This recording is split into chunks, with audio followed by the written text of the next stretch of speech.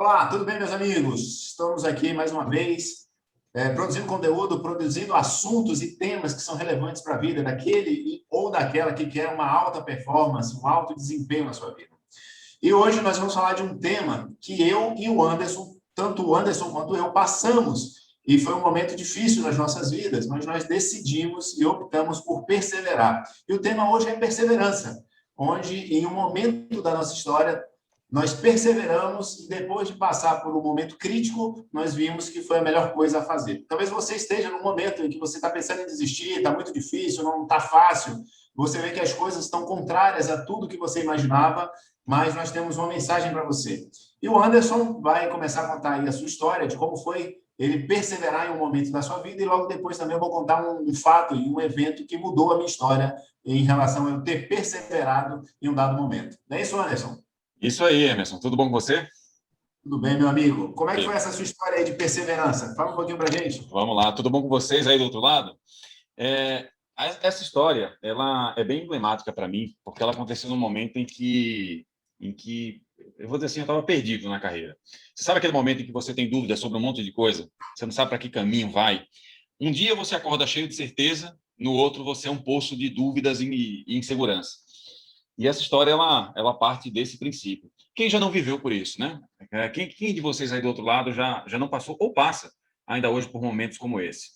E talvez você, às vezes, vê um vídeo motivador, às vezes você lê um livro de autoajuda, alguém vem, fala, te enche de positivismo, de energia, de força, mas aí quando chega na segunda-feira, começam a vir os problemas, começam a vir as dificuldades, e aí você acha que aquilo tudo é muito difícil e você acaba não tendo força e energia suficiente para fazer a tua roda girar e mudar, sair do estado em que você se encontra. E a minha história é mais ou menos dessa forma, né? Aconteceu no momento, isso tem aí a próxima. Você vê que a história não é antiga, viu? A história tem aí aproximadamente uns 5 anos. Então, ela é até recente. E era um momento exatamente como esse, né? E aí eu tinha uma angústia, que era a seguinte: estava tocando a corretora, da qual sou sócio hoje ainda, é um dos negócios aqui que eu faço, e eu tinha aquela coisa, vinha do mundo corporativo, e no mundo corporativo a gente tinha horário, né? Você tinha um lugar para ir, você tinha um lugar para voltar, você tinha um horário ali para cumprir. E eu vinha com essa carga. E abri o negócio, né? Montamos o negócio, eu e meu sócio, e nós começamos com. Eu quis implementar, Emerson, e vocês aí do outro lado, aquela cultura que a gente tinha numa grande empresa, com grandes investimentos, um negócio que as cifras eram sempre na casa dos 6, 7 dígitos. E aí eu quis pegar isso num negócio pequeno e trazer, né, para aquilo ali. Quando a realidade bateu, e eu comecei a ter dificuldades em entender que não ia ser possível. E aí isso começa a bater, né? Começa a bater, pô, eu estava tentando esse caminho não vai dar, o que eu faço agora? Eu lembro, cara, que a insegurança era tanta, as dúvidas eram tantas, que só para ter aquela coisa do cumprimento do horário, tinha dia que eu saía de casa, ia para o escritório, e aí não tinha muito o que fazer ali, eu pegava o carro e saía ali rodando na cidade só para dar o horário da hora de ir para casa, porque aí eu teria encerrado o expediente. Cara, hoje eu olhando para isso, e parece uma coisa. Para mim, hoje, isso parece muito absurdo, parece completamente absurdo, mas isso acontecia de fato. E aí, passado esse tempo, chegou um horário, cara, em que eu sofria, sentia, tinha dia que eu não queria muito sair de casa, e talvez, eu não sabia como era o nome disso, mas talvez fosse algum tipo de depressão. Aquela hora em que você não tem muito ânimo para as coisas, aquela hora em que tudo parece muito difícil e você não quer nem tentar fazer alguma coisa diferente. Hoje eu olho para trás e eu percebo que talvez pudesse ser algum tipo de depressão. E a grana, cara, ela estava curta.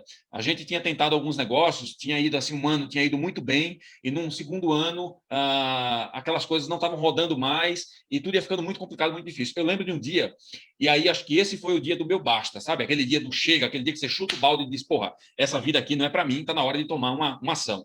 Só que para a gente fazer isso, minha mãe sempre diz, né, que era muito bom que a gente aprendesse pelo amor, mas nós muitas vezes aprendemos pela dor, na grande maioria das vezes.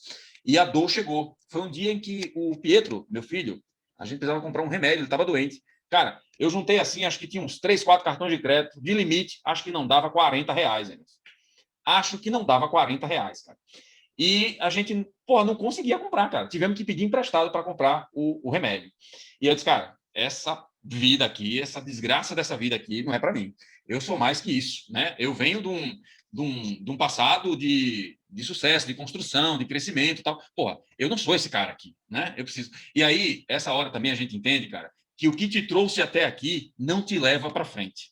É muito importante a gente refletir sobre isso, porque você estava contando uma história aqui, antes da gente começar a gravar, que traz muito disso, né? Eu queria implementar aquilo que eu tinha de cultura no negócio em que não cabia mais, aquilo tudo que eu tinha aprendido, toda aquela bagagem, ela sempre foi muito importante, continua sendo importante até hoje, mas ela precisava de adaptações, né? Não dava para implementar aquilo da forma como eu aprendi. E aí foi quando surgiu a oportunidade de cair na venda, cara, na venda. Porque o negócio da corretora, apesar de ser venda, mas a gente tentou uns negócios mais estratégicos, que não era necessariamente a venda direta. E aí caiu a venda. E, cara, eu sempre tinha aquela coisa de que venda tinha aquele preconceito, sabe? Preconceito que a maioria das pessoas tem. Pô, vendedor é chato. Ah, é tipo assim, porra, você tentou um monte de coisa, não deu certo nada, você caiu na desgrama da venda. E aí, como é que você fica? O que é que as pessoas vão pensar disso? Como é que vai ser toda essa história? E aí, cara, eu fui vender. Meu irmão, foi muito complicado a venda. E era um novo começo, né? E dessa vez tentando fazer a venda direta. E aí, cara, eu comecei a fazer, foi difícil, o negócio foi complicado. Eu lembro que um amigo nosso, em comum, né, estava começando um negócio de importação, e aí ele já tinha falado comigo a respeito. Eu disse, cara, pô, negócio de venda, né, cara?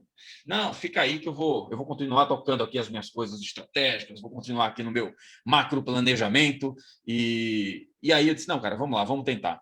E eu fiz uma primeira viagem, Emerson, para tentar começar aí na venda, e os negócios, cara, aconteceu assim, num primeiro dia fantástico. Eu disse, porra, vender é maravilhoso. Porra, como é legal vender, deu tudo certo. Cara, o segundo dia foi ruim. O terceiro dia foi pior ainda. O quarto dia foi horrível, cara. Já estava batendo um desespero, eu disse, pronto, agora nem uma coisa, nem outra, e vamos todo mundo morrer de fome agora. E aí foi começando a acontecer. Aí depois a gente ficava na dúvida se ia receber, vendia, mas não sabia se o cliente ia pagar, porque era tudo a prazo, tudo fiado, era um troço super complicado. E, cara, esse negócio foi evoluindo, né? Acabou virando um negócio de distribuição. Nós hoje estamos, eu hoje aqui, estou gravando com você aqui, eu estou em Brasília, a gente tem cliente aqui em Brasília, tem negócio aqui em Brasília, amanhã eu estou indo para Goiânia, a gente tem cliente em Goiânia, tem negócio em Goiânia. E assim, a coisa foi se desenvolvendo e hoje tenho, né, tenho um negócio com a corretora, tenho um negócio com essa distribuição e assim, as coisas tomaram uma outra proporção a partir do momento que eu comecei a me liberar das minhas crenças. Eu comecei a fazer o que a gente fala tanto aqui, né, cara, de ressignificar algumas coisas nas nossas vidas. E eu descobri que... Oi? Só uma pergunta. Quanto tempo que você está na distribuição aí, que você se manteve firme aí na distribuição? 4 anos. 4 anos. E ela passou por algumas etapas, né? Esses 4 anos, desde o primeiro foi sempre bom? Não, não foi, cara. Não foi mesmo. Não foi. E eu estava num momento assim que você não consegue dar foco para 3 coisas ao mesmo tempo. E aí eu comecei a desviar o foco, né, do negócio de seguro, o negócio da distribuição, e teve uma hora que a situação estava começando a ficar bem complicada, porque eu não estava conseguindo fazer nem bem uma coisa, nem bem a outra. Até que as coisas foram começando a acontecer na distribuição, a corretora meio que andando sozinha também, e aí aconteceu uma grande virada. Essa grande virada é o que permitiu, talvez, profissionalizar o negócio da distribuição, porque até então era um negócio meio amador. E essa grande virada, cara, foi quando a gente entendeu, percebeu que o cliente pequeno, aquele clientezinho pequeno do varejo, é legal, ele compra, mas quem garante mesmo o resultado é o cliente do grande atacado. E me trouxe muito aquela coisa do que eu construí, né, no passado no mundo corporativo, sempre vinculado a grandes contas, a grandes negócios. E aí essa bagagem, ela coube, essa mesma analogia coube nesse negócio da distribuição. E a partir do momento que a gente passou a atacar e fazer negócio com os clientes grandes, ou seja, a gente vendia para um cliente, hoje nós vendemos para o cliente que vende para o cliente que a gente vendia antes. E aí o jogo inteiro ele começou a mudar a partir dessa mudança de visão do negócio. E aí a gente vive disso hoje, mas assim, foi muita persistência. Muitas vezes eu pensei em desistir, não foi fácil. É um período muito complicado quando você decide viver de venda, porque a venda ela é muito sazonal, né? A venda ela tem períodos em que ela está muito bem, há períodos em que ela está muito difícil. E hoje, principalmente, a gente consegue perceber isso por conta da pandemia, né? A pandemia é um troço que bateu na nossa porta aí e a gente teve que reaprender muitas coisas. Mas eu hoje vivo de venda, assim como você também vive de venda. E na venda nós aprendemos, né, cara, que a venda ela não é simplesmente ir lá e negociar. É muito uma coisa de leitura de mente. É muito uma coisa de comportamento, é muito uma questão de você entender, vender você e não o teu produto ou o teu serviço. É muito uma questão de você entender o que se passa na cabeça do indivíduo. E eu acredito muito que essa nossa história aqui do MCA passa muito por essa nossa experiência com venda, com pessoas, lidar com pessoas completamente diferentes. Você também vem de Porto Velho, está em Manaus, você já morou em São Paulo, você já lidou com gente de tudo que é lugar aí, e cada cabeça é um mundo, e cada região tem suas peculiaridades. Então, o MCA ele surgiu a partir do momento em que a gente precisou entender de pessoas para poder trabalhar os nossos negócios. E a nossa mudança de mente, de mentalidade, ela foi necessária para que a gente pudesse se desenvolver, para poder desenvolver o que nós fazemos hoje. Então, acredito que essa história de perseverança, cara, que eu trago aí, ela passou por vários momentos em que foi preciso perseverar muito, mas muito, para não jogar a toalha e cair num poço muito difícil de sair dele. E, graças a Deus, também muita fé, muito trabalho, muito desenvolvimento. Hoje a gente tem muito trabalho ainda para fazer, né, cara? Mas a gente já colhe frutos aí do que a gente começou a plantar. Com certeza, tem muito trabalho ainda pela frente e a gente vai colher. Mas legal, cara. Você vê que perseverar, tem momentos na vida que a gente pensa em desistir. Mas se você está fazendo uma coisa, você acredita, vai mais um pouquinho, que talvez você esteja muito perto de chegar naquele lugar de conforto, de sucesso, que poucas pessoas chegam. Desistir é fácil. Desistir é sempre o caminho mais fácil. Perseverar nem sempre é o mais fácil de fazer, mas é o mais sensato se você tem certeza que você vai fazer. É isso aí. E tem uma coisa, cara, que inclusive acho que é o que fica daquele filme do Ray Kroc lá do McDonald's, né? O fundador, que nada supera a persistência. Nada. Né? Nenhuma técnica, nenhuma habilidade, sabe, nada supera a persistência. Se você tiver todo o conhecimento do mundo, mas você não persistir, você desiste. A gente desiste muito fácil. Então, a persistência, ela sempre me moveu e me move até hoje. Eu vou contar a minha história, e é bem isso que você acabou de falar. Nada supera a persistência. Posso começar a contar aqui a minha história? Vamos lá. Legal. A minha história se passa quando eu ainda início de carreira, ali por volta dos 18, 19 anos. Eu já tinha passado por algumas empresas, como estagiário, office boy, vendedor não, eu fazia um trabalho ali de entrega, né? Não era vendedor, era entrega, como office boy, né? Entregava documento em um lugar em outro ali na cidade de bicicleta. E depois dos 18 anos, já não tinha mais essa facilidade desse tipo de emprego, e um amigo me convidou para ser vendedor. E como a maioria dos brasileiros, a minha família, meu pai era funcionário público, minha mãe era funcionária pública do baixo escalão, não era um funcionário público do alto escalão, e meio que tinha aquele direcionamento: olha, estuda para fazer um concurso ou arrumar um bom emprego ou ter uma boa profissão. E vendas nunca foi cogitado na minha casa. Só que eu cheguei ali com os 18, fiz o primeiro vestibular, não obtive êxito e tinha que trabalhar. Tinha que continuar trabalhando até o próximo ano, no próximo vestibular, para tentar aí um curso superior. E naquele ano, um amigo falou: olha, eu tenho um negócio aqui, eu preciso de vendedor. Eu falei: estou precisando trabalhar, vamos lá, você me ensina? Não, te ensino. Aí foi o primeiro dia no escritório dele e falou: é o seguinte, o que você vender é seu, toma aqui esse manual e vai vender. Aí eu olhei assim, eu falei: pô, que aula que esse cara me deu.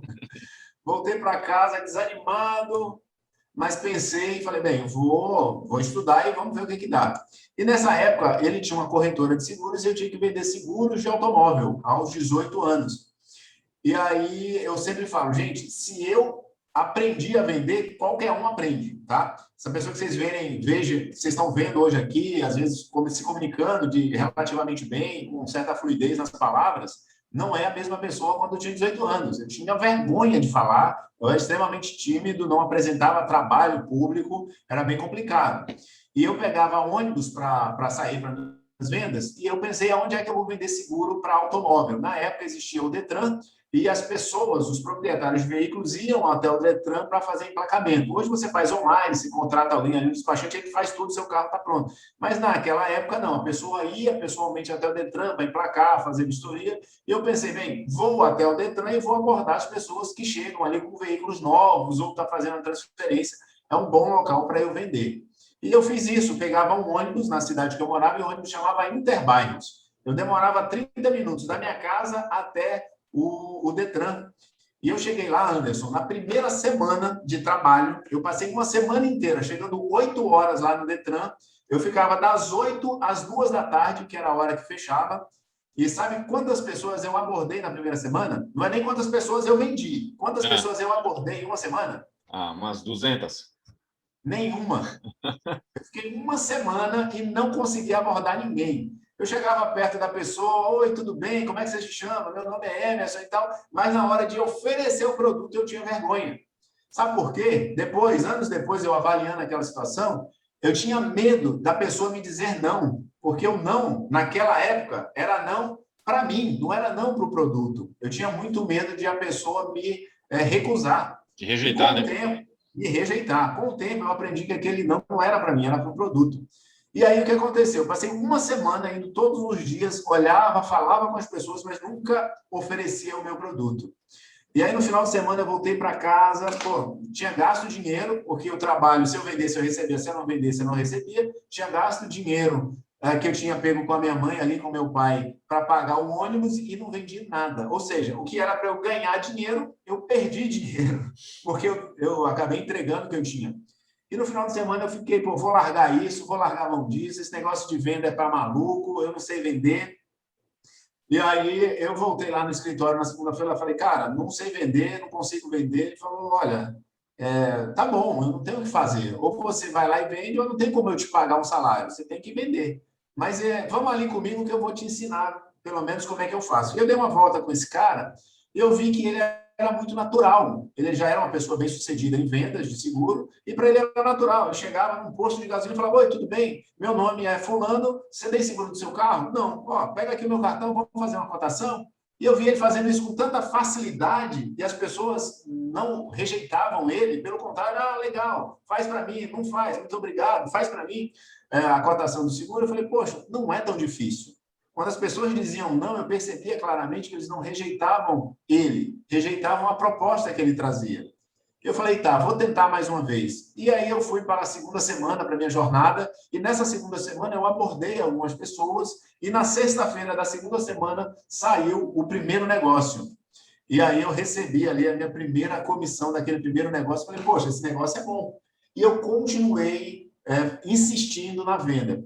Não era perfeito inicialmente, né? Não tinha técnica, não tinha abordagem, mas depois que eu recebi a primeira comissão, que eu peguei gosto, eu fazia o que devia ser feito, mesmo sem técnica, que era oferecer para o maior número de pessoas possível. E graças a Deus, Anderson, eu perseverei em distribuir, né, em oferecer os seguros, e, cara, eu posso dizer que os 2 próximos anos foram os anos de maior crescimento que eu tive na vida. Crescimento não só financeiro, eu vendi sim, consegui conquistar algo financeiro, mas crescimento como pessoa, porque quando você vende, não é simplesmente você oferecer um produto e tirar um pedido. Quando você vende, você tem a oportunidade, como o Anderson diz, de entender as pessoas, de conhecer vários universos, de conversar com a maior variedade de pessoas, de vários credos, de várias situações sociais, e isso é enriquecedor, enriquece de uma forma que, gente, é inexplicável. Se eu posso aconselhar, se eu pudesse aconselhar você, talvez os pais não gostem desse conselho, mas é a melhor profissão do mundo. Você ser um bom vendedor, um vendedor que almeja algo mais e que faz aquilo com esmero, é a melhor profissão do mundo. Você tem a oportunidade de conhecer pessoas das mais variadas classes sociais. Gente, é inexplicável. Eu peguei gosto pela venda e aos 20 anos eu já era um vendedor de destaque na área que eu atuava. Depois eu mudei de área, não continuei no seguro, fui trabalhar em uma grande companhia, uma multinacional de vendas e tive êxito nessa multinacional, até que iniciou um processo no Brasil das empresas de telecomunicações, né, telefonia móvel, telefone celular, por meados de 2001, 2002. Eu fui contratado por uma multinacional pelo meu desempenho em vendas. Eu fui o gerente mais novo de todo o Brasil dessa multinacional. E olha só como foi rápido. Eu comecei aos 18 anos, aos 22, 4 anos depois, eu não conhecia nada, não conhecia absolutamente nenhuma técnica. Fiquei uma semana sem oferecer para uma sequer pessoa o meu produto. 4 anos depois, o meu resultado em vendas me gerou um cargo de direção numa grande multinacional. Isso é a prova de que a perseverança, de que você acreditar em você, mesmo quando você ainda não tem sequer a capacidade necessária para aquilo. E eu sempre fiz muito isso, viu, Anderson? Eu acreditava muito em mim, mesmo quando eu não tinha capacidade, seja intelectual ou de conhecimento, porque eu sabia que eu era capaz de ir atrás e de conquistar o conhecimento necessário. E essa é a minha história. A primeira história, teve muitas outras histórias ao longo da minha vida, Anderson, de superação, de perseverança, mas essa primeira grande história de perseverança mudou a minha realidade, mudou o jogo. E eu posso dizer que tudo que eu conquistei ao longo da minha vida, a venda sempre fez parte, direta ou indiretamente, dela.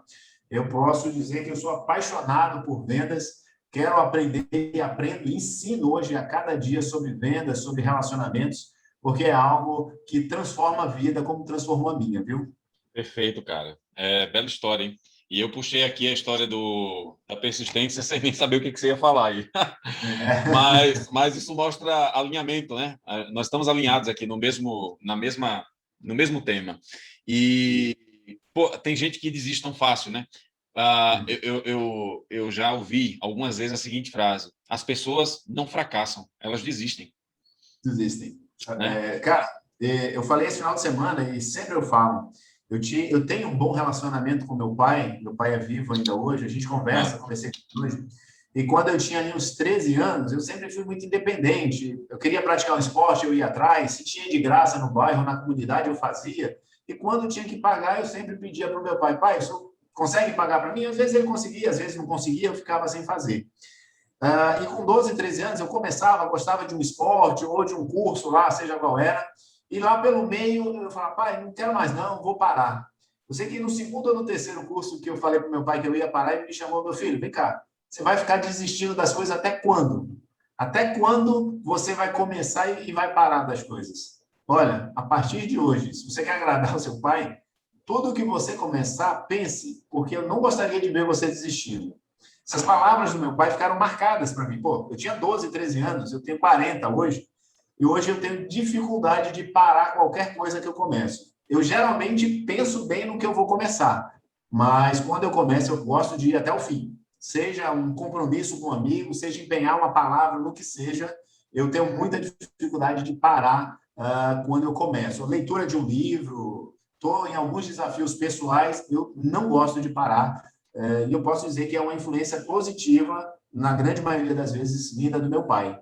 Cara, que fantástico. Essas palavras deles aí marcaram a minha vida. Fantástico, né? É o masculino ali agindo na nossa vida, né? Essa referência, ela é bem importante. É o que eu tento passar para os meus filhos, né, cara? A gente tenta colocar, eu sempre falo para eles, a gente está sempre correndo, tá para um lado, para o outro, a gente está sempre trabalhando, ocupado, cuidando da vida e uma hora, a gente conversa muito sobre isso, né? Uma hora, na hora que Deus quiser, alguma coisa pelo caminho pode acontecer e não sair do jeito que nós esperávamos.